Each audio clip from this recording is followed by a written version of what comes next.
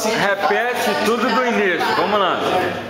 Aqui, ó. Você já viu esse cara sem camisa? Esse cara abraçou uma boia lá em Margrande. Gostaria de registrar, vamos Você já lá. viu o peludão pelado?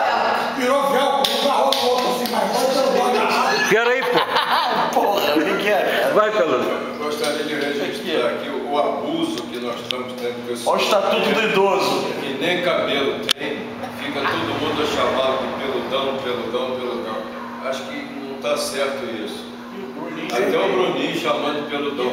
Vamos estabelecer o seguinte, então, chamar de seu peludão, ou então senhor peludão. Mas para os íntimos ele pode ser pelo, né? Para os íntimos ele já virou pelo. Vai, tira pra poder. Eu quero mexer no O Bruno máquina. tinha pedido uma lasanha. Aí eu cheguei lá Tá no bom. casa e falei, ó, você já pediu? Pede uma vitamina. Eu liguei pra lá e pedi a Mas eu lasanha. não também não, pô. Ele bateu na porta, aí trouxe uma lasanha só.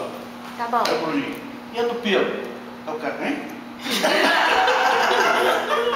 E a do pelo? E a de pelo? E a de pelo? Não, mas é de pelo. Mas aqui é de presunto. Mas é de pelo.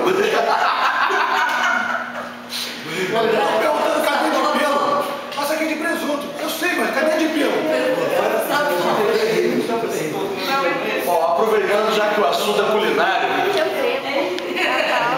aproveitando que o assunto é culinário, Peraí. não posso. Vou filmar isso também pra gente sair um pouco. Na minha voz. Cara feio. Tchau.